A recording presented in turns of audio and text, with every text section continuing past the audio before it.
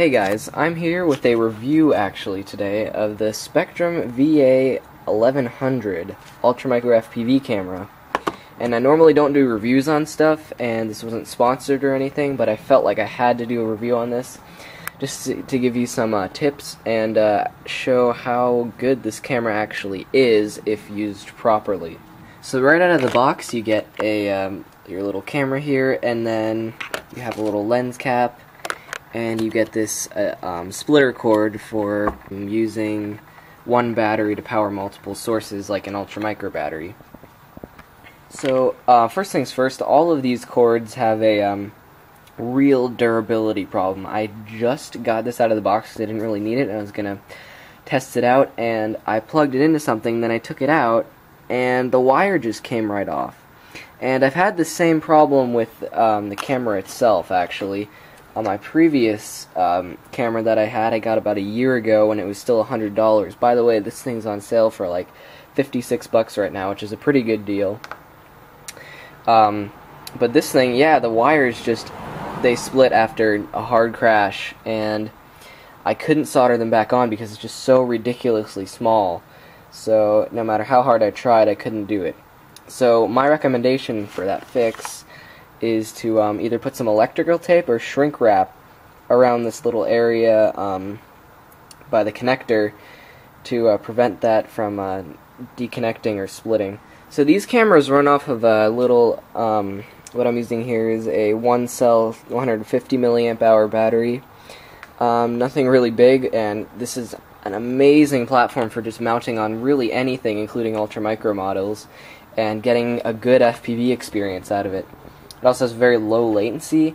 It's 25 milliwatts, so it doesn't get a ton of range, but I've been able to take my planes or quads out to around, I'd say, 200, 300 feet away from me with little to no static, but that's also with no trees or obstacles in the way. Also, as a side note, the kit does not come with one of these little one-cell batteries, so you're either going to have to supply your own or run it off of, if you're using an Ultra Micro, run it off of their battery using the splitter. But again, the splitter is very, very fragile, as well as the cable on the camera. So you have to be very, very, very careful when doing that. So here are just a few things that I mount this camera on, and it's perfect for a lot of applications. Really, you can actually put it on bigger airplanes as long as you stay in a close radius, and it makes a good alternative to more expensive systems. But over here I have my Traxxas Rustler, and what you can do with this is I actually have a GoPro mount set up right there, and I put the camera right on top of the GoPro, so essentially I can see exactly what the GoPro is seeing without having the latency of using FPV with the GoPro, or adding that weight and not using the case cover. So it's really, really good for that. I wouldn't do any jumps or racing or trail riding with it, but it's really, really cool and fun to do on an RC car. It's a kind of unique little experience. Moving on, I put it on my little Syma X5C, like $50 cheap quadcopter I got off Amazon, and this thing will haul it pretty well.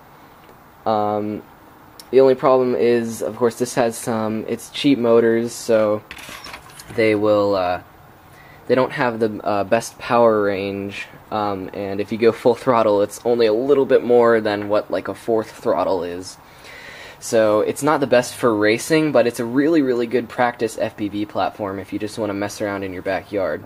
Hopefully I will be getting an actual race quadcopter soon, and you guys can actually see some footage of that when I put my GoPro on it. Moving on to the plane, I have my WTF plane, aka Red Leader, and I have not actually tried FPV on this yet because I haven't gotten an opportunity. I might go out later today, but basically, as I said in the description video, you place it right there. It's a perfect little vantage point, and this thing isn't really flying that far away, and it's kind of small, so it's like going to be the perfect little platform for it. Now, since this is a Spectrum camera, it's compatible with Immersion RC or Fat Shark goggles or gear, so the channels are Fat Shark. I will list them in the description, but it's like 5740 is the first channel or something. I'm not really sure, but on the little on the camera here you have a little button. You can kind of hear it there, and that is what's used to switch channels on the little camera, which is really nifty, so you don't have the little dip switches on it. And I just used that with my Fat Shark Teleporter V4s. You can actually get this in a kit, like a combo kit with these, which is what I did. Unfortunately, yeah, that was the first camera and it broke. But it's like $250 or something. They'll probably end up lowering the price soon. So I would recommend doing that. It's a very fun little system to mess around with. So that's going to conclude this review of the Spektrum VA1100. If you like this sort of thing, since I'm sort of new to doing these reviews, then go ahead and leave a like and a comment. If you don't like this sort of thing, or if you would like me to change something, or ask if I missed something, or you have any questions about it, just feel free to comment down below. And as always, thanks for watching, guys.